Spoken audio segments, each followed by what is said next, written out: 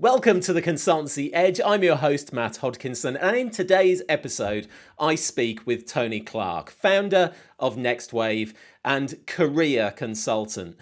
My goodness, his journey has been incredible. From the early days working at Anderson, through the whole consultancy landscape, large and small, all the way through to founding his own consultancy in the early stages just before the pandemic. He talks about riding those waves, that roller coaster that's happened over the last few years, especially in his chosen sector of financial services. We speak about the importance of people. We speak about the importance of mentors and inspiration, and he shares some absolute nuggets for how to grow your consultancy and to give you an edge. We even speak about how he, how can I say this? Put together a skit based on a Shania Twain hit. I can't wait for you to get into this, so let's start the interview.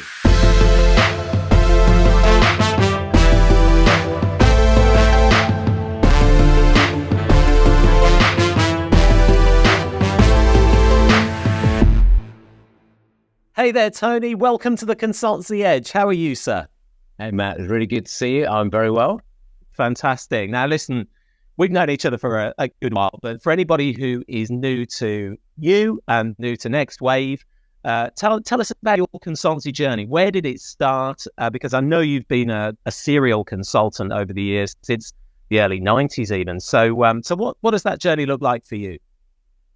Well, I am a career consultant. I sometimes tell clients I'm the career consultant within our team. The NextWave team is comprised of folks who've come up the consulting track, but also practitioners from large financial institutions. And in fact, we've got more practitioners than we've got sort of out-and-out consultants. But for my part, I started with Anderson Consulting shortly before it was called Accenture. So this goes back quite some way. It was a graduate milk round hire. I had this crazy situation where I went on a gap year and I had 2 pay rises before I got back and started. So I deferred for a year and only found out about it in letters that had turned up at Poste Restante because we were pre-internet. So I wasn't getting emails saying I had a pay rise. I got a letter and I went straight into graduate cohort and started out COBOL programming. I think they switched the boot camp course the year afterwards to C or something, but it was that far back. And you started at the time, and I think this is probably still true, even more true for Accenture. You start on a technical track, and then you morph into projects and programs, and I stretched really quite quickly. So I spent 9 years with what became Accenture. I was in energy sector for the first 18 months, and then exclusively in financial services. So I worked with JP Morgan on operating model projects, settlement projects. I worked with Goldman Sachs on the Euro project, the conversion to Euro, and with the whole, pretty much across the street, and with banks that don't exist anymore, including Bear Stearns and Caspian Securities. And 9 years in, I was curious, they probably still do this. Accenture seemed to name all the grades after motorways. I was an M6, I think, at the time, which was a sixth grade manager. Next stop was associate partner. And I'd sort of topped out in that journey, in the sense that I was getting itchy feet to do something more entrepreneurial, and just sort of, between us, I wasn't feeling that I was in the right place anymore. There were some people that I really liked and got on with who branched to do other things. So I was looking to see, maybe it's time for a shift. And there were people that I was still working with who were the ones I didn't get on with so well. So frankly, it was sort of a natural filtering process to the point where I thought, you know what, is this for me?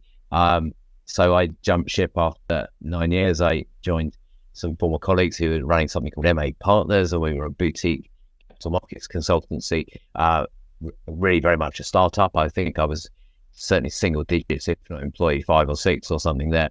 And 10 years later, we had a successful exit, sold that firm when we had, I think it was around 150 people. We were in 5 locations, very successful boutique business, and the alumni network from that business continues to this day. We were briefly inside a firm called Detica, which was ahead of its time on big data and engineering, a lot of it for the public sector and some of it for intelligence services and spooky projects that were all codenamed, which was kind of fun, but we never really found out what was going on that side until unless those tools and projects methods sort of crossed over into corporate and the capital markets world. So we ended up using some big data tooling to try and find rogue traders and things in the city quite early on, and that was great grounding in more of the engineering side and deep technology side of the sector. That business was actually acquired, and we were in the depths of the financial crash, so there was another branching opportunity. Crossbridge Consulting, I co-ran that with Richard Squire for about 8 years, and we consciously went looking for new parentage in 2015. We sold the firm to Synachron. I ran the regional business at Synachron for almost 5 years and had a massive scale-up experience. 60 people when we started, about 950 when I had the idea for NextWave. And in late 2019, NextWave of transformation, NextWave of technology, NextWave of talent. We didn't know about the next wave of COVID at the time. So that was, we were never far from anyone's thoughts for the first year off trying to bootstrap a business into the pandemic. But that's when NextWave was created, and we got first consulting fees in January of 2020. And we've been hustling and bootstrapping the business ever since where we are today. So Tony, we talked about your experience of larger consultancies and some of the smaller ones as well. So you've seen both sides of that. What have been some of your key learnings from that experience that might inspire others that are perhaps in the more boutique and they want to learn from those big boys?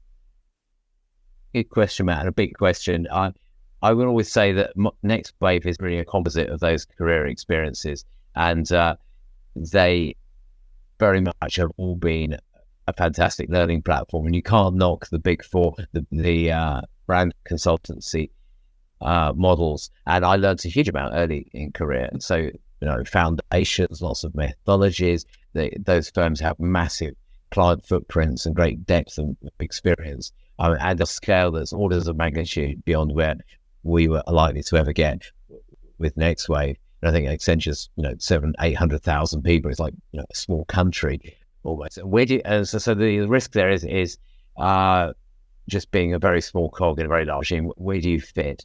And on the outside, there's lots of really progressive, shiny stuff happening in the world of AI and maybe quantum, and there's some high-profile case studies.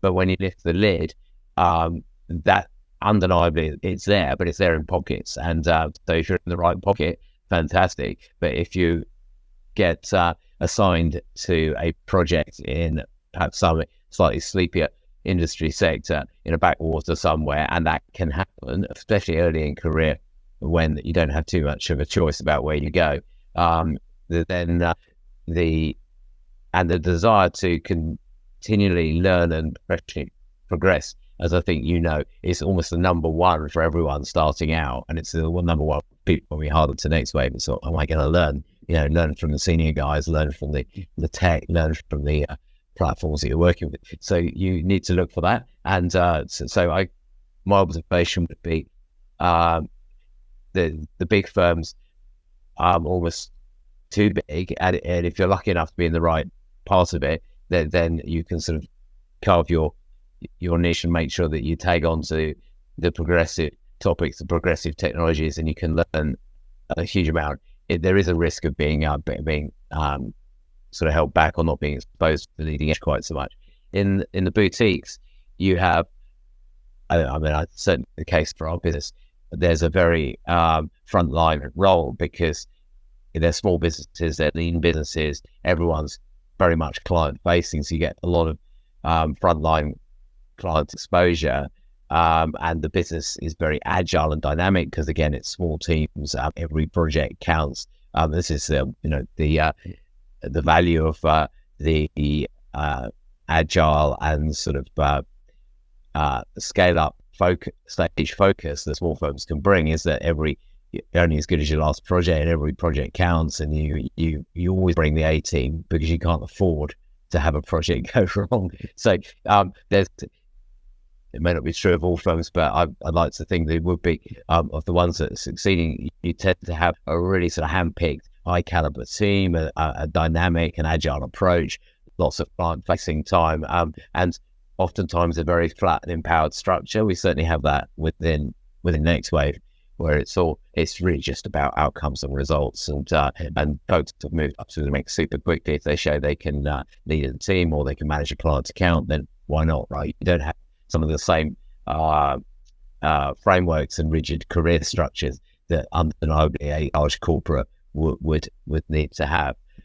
Downside is we don't have, boutiques generally don't have the same sort of reserves for investment and innovation projects sometimes, and maybe not quite the same breadth of international opportunity. So this is, I guess I'm answering the question in the context of folks who are thinking about where to start in career. There's another conversation about thoughts for folks who want to start a consulting business, and I can talk about that as well. But just in terms of sort of folks who are on the career journey and weighing up the options, I would always say, start with a big brand. I mean, that's a fantastic place to start. But you just have to gauge your sort of entrepreneurial nature and how much of that sort of risk-taking versus risk-averse DNA do you have, and are you prepared to back yourself and be a bit of a hustler and get out there and rise to the top in a small organization? You can be carried quite a bit by a big firm because you can have a functional role in a big team, and it can stay that way for quite a long time, and that's a safe place to be.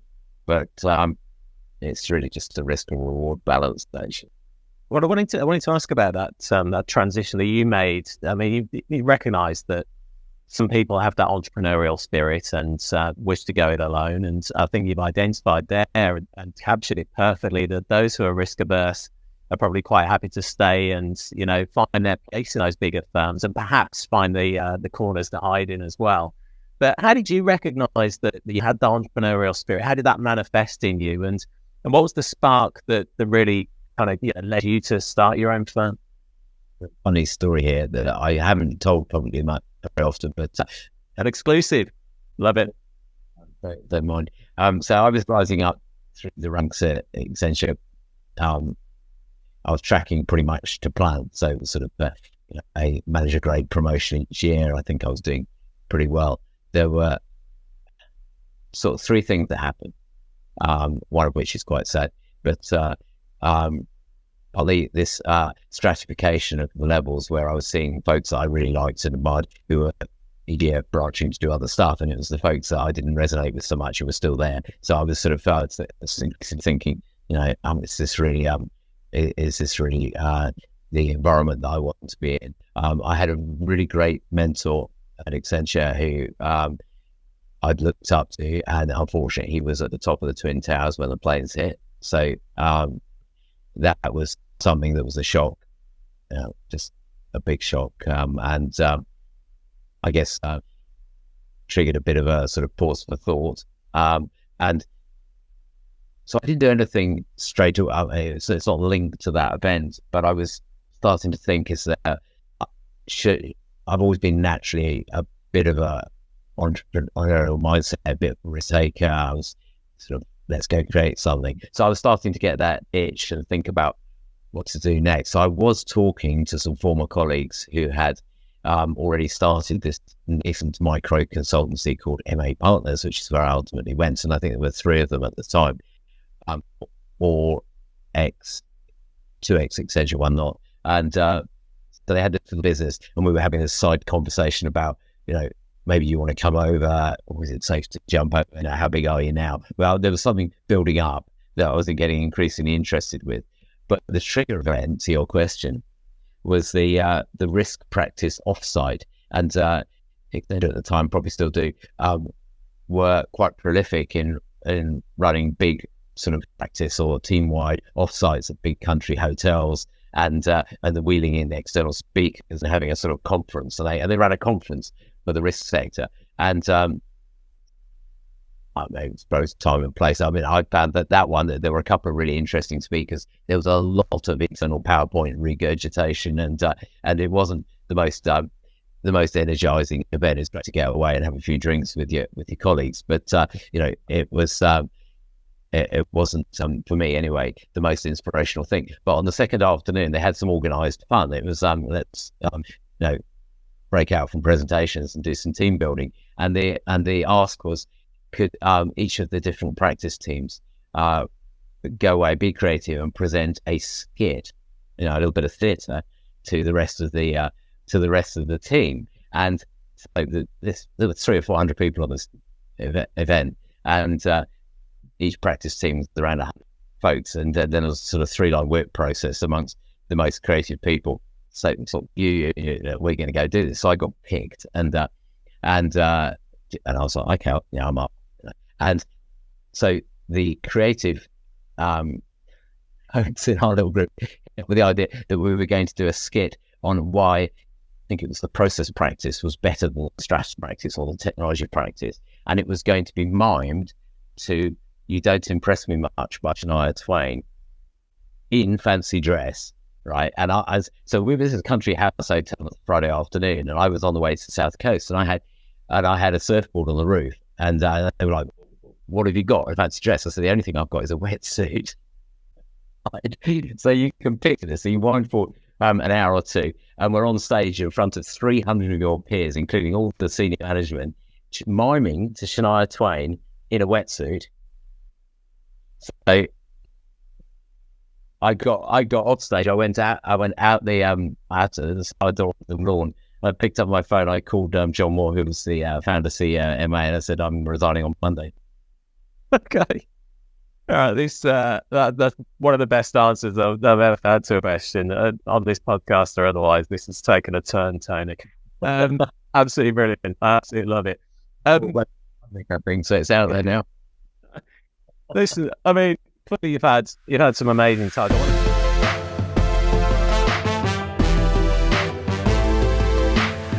I want to touch on some recent wins, or relatively recent wins you've had in NextWave, of course. I know that last year you were named as the 13th fastest growing company in the UK by the Sunday Times. You were nominated as Entrepreneur of the Year as well. I mean, clearly it's been a huge, steep, growth curve for you at NextWave. You clearly learned a lot from your experience in those previous consultancies and everything that's gone before. I mean, first off, before we sort of discuss some of the impact that that's had on you personally, how has that arrived at you? What comes to you when you think about that trajectory? Was it a surprise? Were you expecting that sort of journey? How's it been for you? It's been a roller coaster. Were we expecting it? Yes and no. And the reason for that is that, I said it, I think, a few minutes ago, that NextWave is a composite of all those career learnings, the good and the bad, and there's a big consultancy and the boutique consultancy and the technology-led consultancy. And so I felt that it was, and I've said this folks before, someone said, founder in your 50s? And I was like, yeah, but I don't think I could have done it before because I had all the jigsaw pieces at this point. And so in that sense, and some of our team are with us because they look at my profile and journey and say, "Oh, you've got, the Silicon UK business from 50 people to 950 people. You've done it before, right? I trust that we can do it again. I'm on board." So in many ways, I'd sort of set myself up. The self reflective, the thought process was really, well, if you come back, if you've done 2 successful boutiques and exits, you've done the technology-led scale up with 15x growth, and you've worked in big consultancy technology space and boutique. If you can't back yourself to do this, and then when, or who else would have that sort of platform? So in that sense, I felt, yeah, I think we can do this because it felt like the right time. However, we launched in pandemic, and we had a master agreement with one of the big UK banks right at the beginning, which was a combination of COVID and politics we couldn't use. So, I had hundreds of people at that client when I left Silicon, and I was expecting to get 20, 30, 50, whatever, quite quickly on the NextWave because I'd already spoken to the bank, and they said, absolutely fintech consulting is something that we want to support. It turned out that we couldn't do that. So there were some really big shocks and headwinds to the whole thing.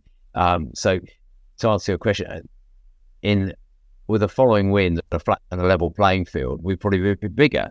But I think it's actually remarkable that we are where we are now, considering we've had the pandemic, the client situation. At the beginning, we actually went rest of market and got 25 other clients, so that's no longer an issue. But also we have the cost of living crisis, interest rates, and last year's slowdown on FS consulting, which was dramatic and hit all of the big consultancies and hit us as well. So we've been, NextWave is all about the next wave of transformation, technology and talent. It wasn't so much about the roller coaster that we've been riding, but that has been the experience. These things are hard, and you can't always predict what those challenges are going to be. So I wouldn't have picked those three things, none of them actually. But I think what you can be certain of is that there's going to be some sort of shock to the system around the corner, even if you don't know what it's going to be. Yeah, I think you've shown amazing resilience to buck the trend and to carry on the trajectory that you have with all of those, impacting factors. And I think a big aspect of that, knowing about your business, Tony, is the people, isn't it? I mean, you've put so much emphasis on having a fantastic recruitment process and bringing in the best talent. And I know that you've been recognised for that as well. How important to you have the people been? It's everything.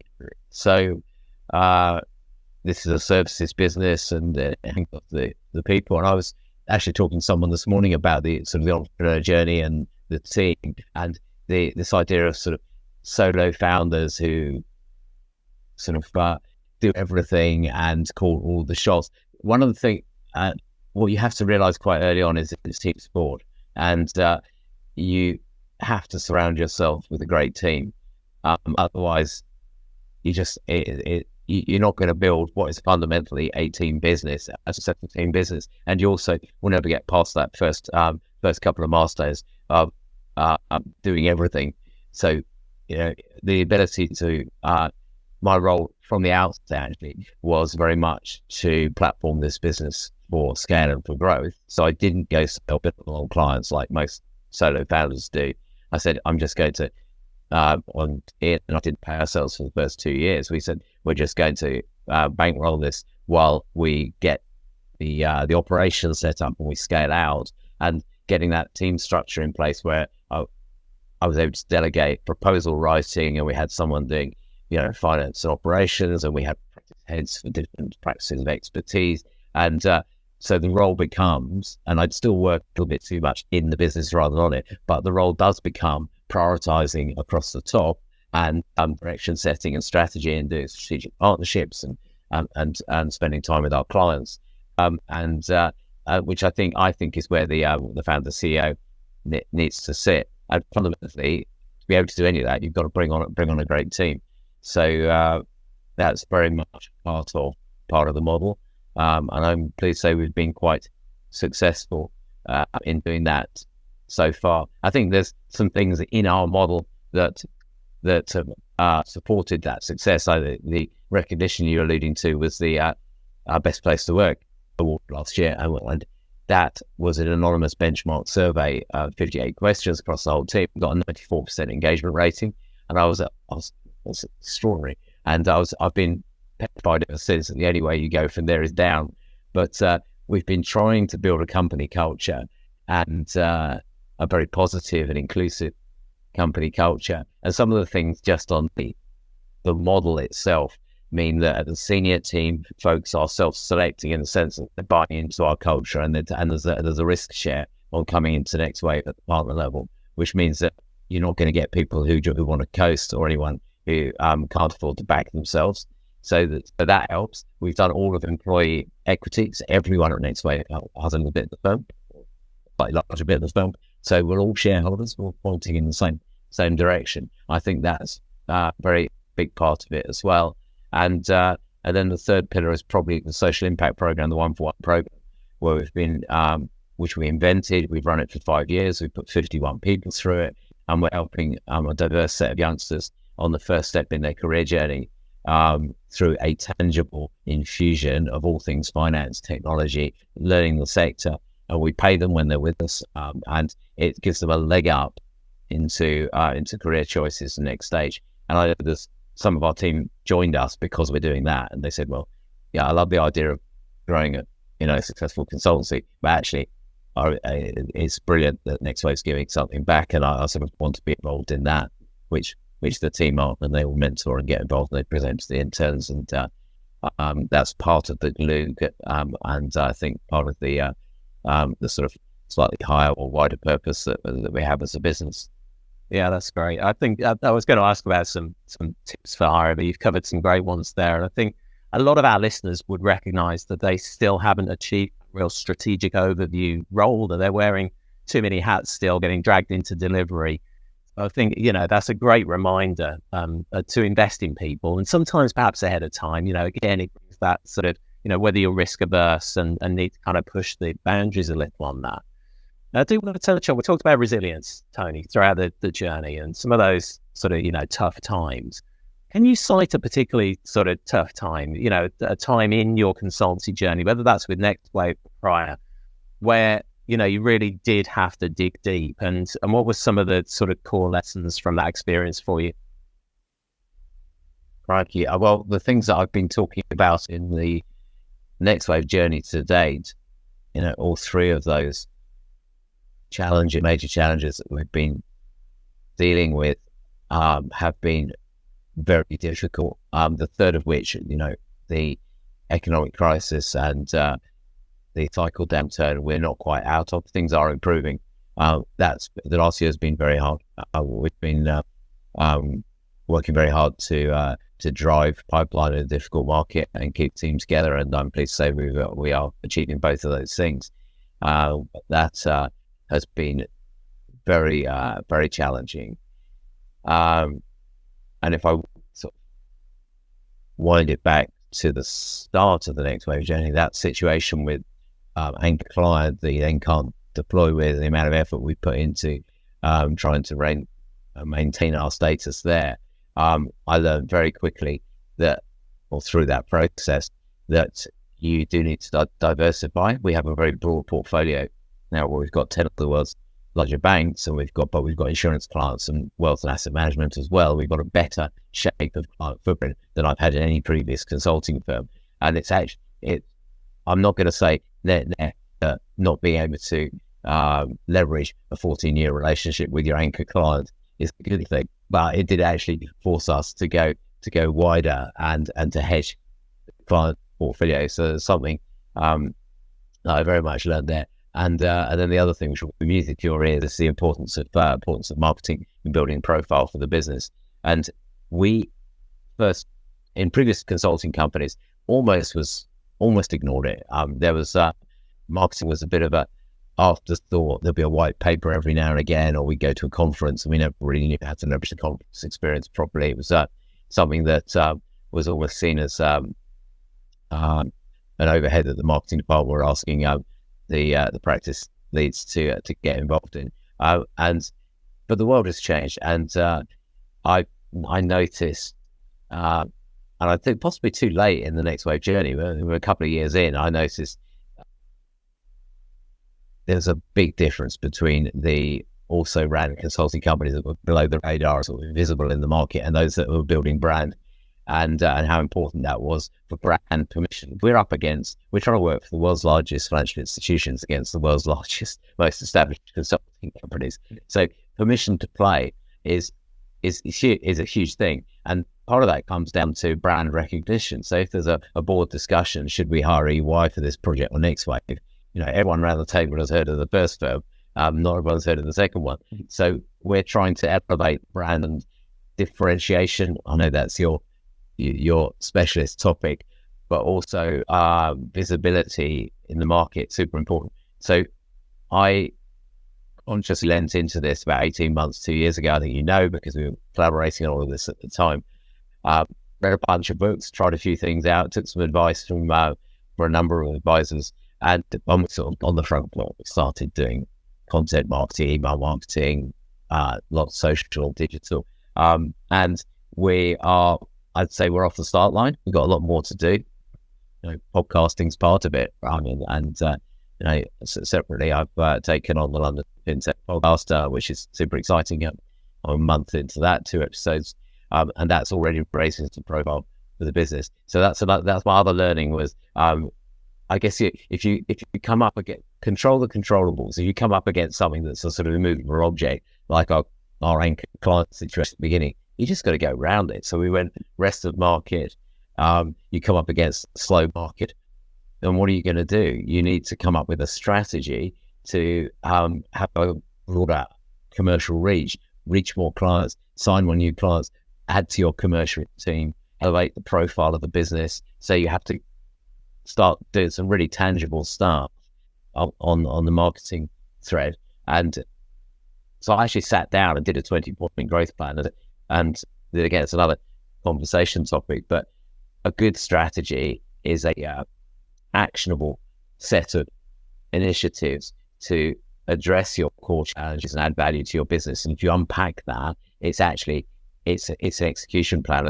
It's not a statement of intent. Here's 5 things that we would need to make progress on. So it might be growing pipeline, or achieving greater profit, or building a solution, or whatever, or opening a new geography. But they build an execution strategy around them. And we did that for ourselves, and we started to unpack it. And then my plan therefore said, you need to hire this many new commercial partners, sign this many clients, and you put a KPI on everything, and achieve certain, client feedback, NPS ratings, be active internationally.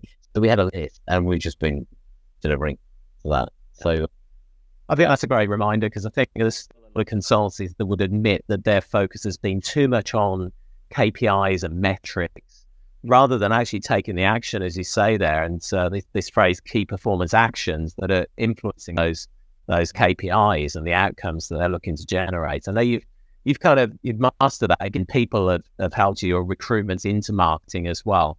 But I want to pick up on something you said there, commercial partnerships, because I know that partnerships have been vital to you as well as part of your growth strategy. Talk to me about how that's been for you, and what sort of partnerships you went out and sought in those early stages. NextWave is a very connected consulting model, so we do have a lot of alliance partnerships deliberately.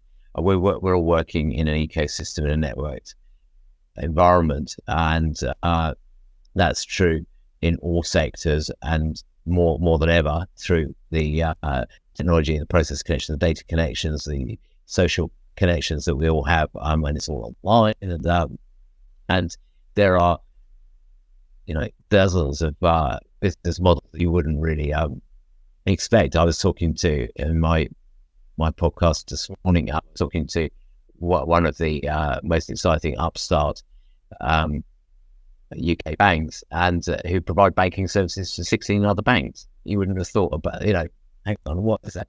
Is that competition? But and there's lots of examples out there. So it's a connected environment, and we recognise that very early on. And when I was thinking about it as a proposition, it was really listening to clients and listening to market and say, what if we could create a consulting offer, a consulting capability that was built practitioner depth, so folks who've been in major financial institutions in the client side on the coalface, so not just every grade of consultant, but folks who've actually been COO or CIO or a head of finance change on the client side. But if I could couple that with what I now call acceleration technology, so this composite technology stack of code and data decisioning, automation and AI tooling, and that was really listening to the market, because that was where clients were starting to invest. And if you ask them what sort of consultancy offer, you're like, well, I really want practitioners who walked in my shoes and really know our business. I want that industry alignment, and I want smart, quick to efficient, and data-driven, tech-enabled solutions for the business. So we were really listening and reacting to that to design the proposition for NextWave, and that's really what originated the NextWave model, and it's the script that we've stuck to since. Yeah, wonderful. I know that a lot of those listeners, again, one of the challenges that we hear a lot from consultants is making those strategic partnerships work. Have you any tips around that for how, first off, you identify a good partner prospect and then how to commercially make it viable? And I realised actually in asking that question, I didn't really answer the last one, because the context that's on the technology enablers together with the consulting leadership team is relevant, in the sense that those technology solutions that we build are all done in partnership with platform and fintech technology firms. So we have about 30 technology partnerships. There's a connected consulting piece right there. And it became a very, very important part of the model. And in fact, our COE teams who are deploying on the Quantexa platform for clients, or on Alteryx Appian Tech, that's central to our digital automation practices and data practice work that we do for clients. And those are very healthy alliances, and in fact, they generate pipeline for us, which we didn't really factor that into the business plan. But it turns out that if you can contextualize platform and fintech software for the market in a way that that those product firms can't do on their own, because we've got people who use it in anger in the front line at institutions and can walk in the client's shoes. Actually, that's a very good thing for the platform firms to loop in. So we get the balls to come to this meeting, we get pipeline opportunities from our alliance partners. So the alliance dynamic in the overall model is fundamental, actually. And we've got a longer list, which is a little bit more about navigating the market and the art of possible on what might I build solution wise for the business. What's the enabling technology to help clients make those choices? But there's a core group in which we've actually really doubled down and built a team. You're going to have to ask me the second half of the other question again, because I'm a question behind you, Matt. No, that's fine. I was wondering about any tips that you've got for making those commercial partnerships stick, because it keeps coming up, clients of ours who have really struggled. They get into great conversations. When they get into the nitty gritty, they identify, the crossover areas, which is quite typical in partners that, have some sort of proximity to each other. But then when it gets down to the nitty gritty and the commercial and formalization of those relationships, sometimes they find that a bit of a struggle. So yeah, have you any experiences there? Well, totally. We did a lot of partnering early at MA Partners, and it's been central to all of the consulting businesses I've been involved in since. A couple of things there. You have to be practical, and these things don't work in concept or academically. You need a deal to go after together. So you can talk about it in principle. Wouldn't it be great if I put your tech, my services, or your solution alongside my solution? And oftentimes things go around a bit of a spiral, going, oh, let's draw some teaming agreements, and we'll get the lawyers involved, and what are the margin shares going to be? Just don't do any of that. Go get a client, go and talk to a client together, and then when you've got an opportunity to go after, you need to put the guide rails in place, and they will fall in place. And oftentimes there are some sort of benchmarks, or at least some sector norms for referral fees on software sales or working together in terms of margins. So you might be able to set some general guide rails, but oftentimes you end up, the first two or three, you end up just sort of negotiating them in situ, because it depends on the client situation. So you'll end up with the framework out of the back of the first two or three deals, but just sort of trying to create that academically before you get started, in my experience, is often a waste of time. I would, in those discussions with your prospective solution or transformation partner, you have to there's two things there.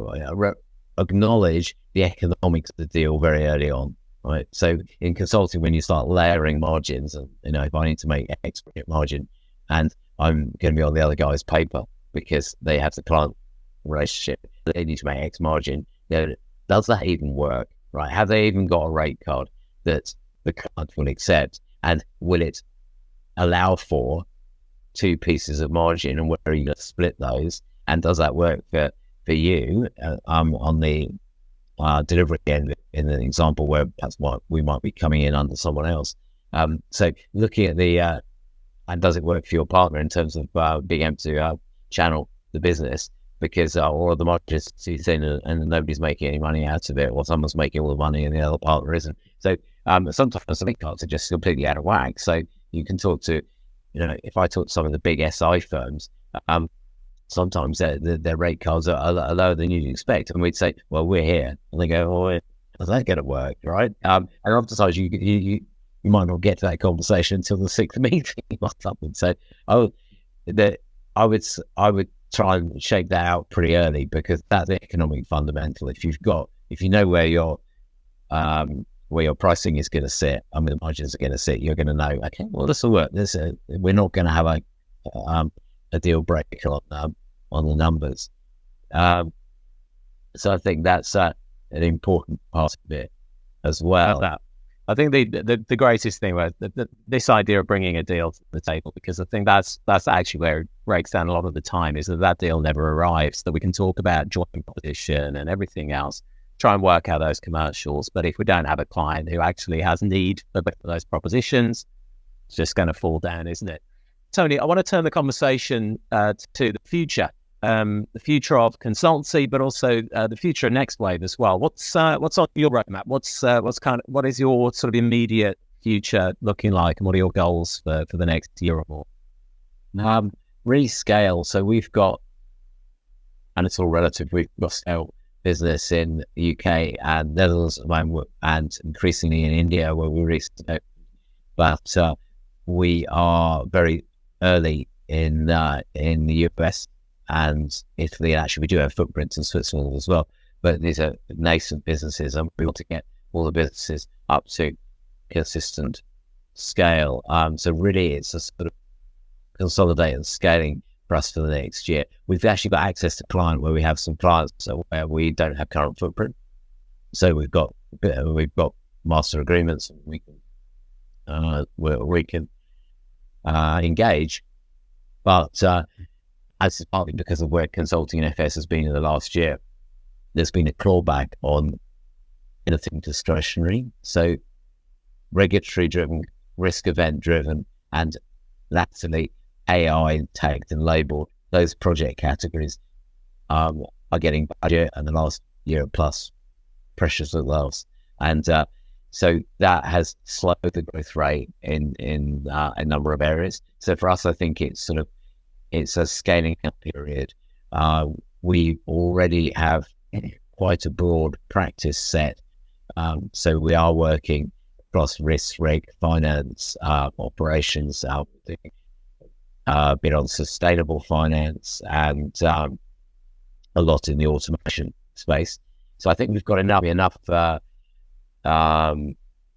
practice areas. What I want to do at this stage is drive greater depth and scale into them. And there's a few opportunities that we're, again, in our position in the ecosystem, maybe to bring one or two new people in and augment what we've got, go deeper, open up some of the existing client base and broad practices. So I'm not going to say that we're going to open up a quantum computing practice, or that we're about to build a product, or provide a data-driven service to the market, or some of the things that consulting firms sometimes branch into sort of creating a product business.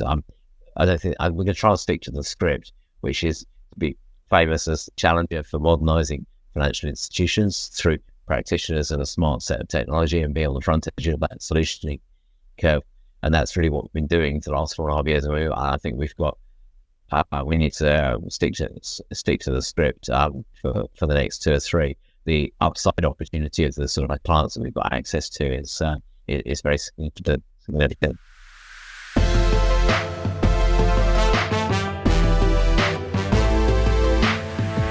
Tony, we have one last feature to get through. I'm conscious that we didn't sort of prompt you for this, so we're going to play a game now of snog, marry, avoid.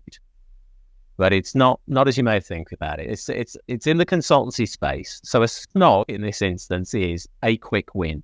What is one quick win in the world of consultancy that everyone should know about? Awards. A private because it's easier than you think. Some of them aren't. So shout out to the Consulting Growth Network. There's a submission there. You had to fill in a lot of information for that one.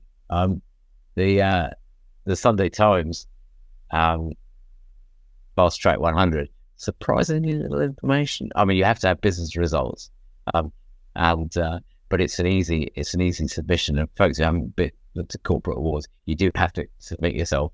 You get invited a lot once you've got a bit of profile, but there is a process to follow. But it can have a dramatic effect on your on your company's profile, as we've seen.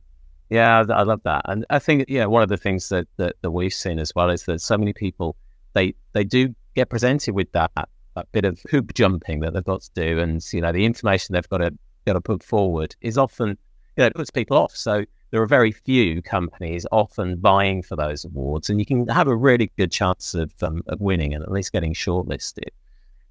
Right, marry. So this is an essential. What's one tool, strategy, or practice, Tony, that you just couldn't live without? You have to have rainmakers in your team.